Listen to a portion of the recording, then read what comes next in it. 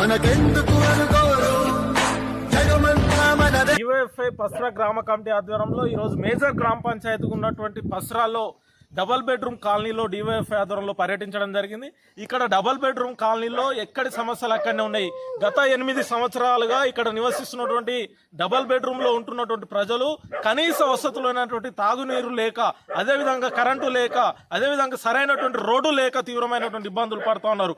వర్షాలు వస్తే ఇళ్లను ఖాళీ చేసి స్కూల్లో ఉండాల్సినటువంటి పరిస్థితి నెలకొన్నది. ఇక్కడ ములుగు ఎమ్మెల్యేగా ఉండి రాష్ట్ర మంత్రిగా ఉన్నటువంటి సీతక్క గారు ఇక్కడ మేజర్ గ్రామ పంచాయతీ ఉన్నటువంటి పసరాలో కనీస అవసరాలైనటువంటి కనీస సౌకర్యాలైనటువంటి సీసీ రోడ్లు లేక, తాగునీటి వసతి లేక, కరెంటు లేక బిక్కుబిక్కుమంటూ గడుపుతున్నటువంటి పరిస్థితి ఇక్కడ డబల్ బెడ్రూమ్ కాలనీలో ఉన్నటువంటి ప్రజలు ఉన్నది. కాబట్టి మేము డివైఎఫ్ఐ గా రాష్ట్ర మంత్రిగా ఉన్నటువంటి సీతక్క గారిని ఒకటే డిమాండ్ చేస్తా ఉన్నాం. ఇక్కడ ఉన్నటువంటి సమస్యలను పట్టించుకొని నిధులను కేటాయించి ఇక్కడ కరెంటు స్తంభాలను వేసి ఇక్కడ ఉంటున్నటువంటి ప్రజలకు నిరంతరంగా 24 గంటలు కరెంటు వచ్చే విధంగా చూడాల్సినటువంటి బాధ్యత ఇక్కడ ఎమ్మెల్యేగా మంత్రిగా ఉన్నటువంటి సీతక్క పైన ఉన్నది.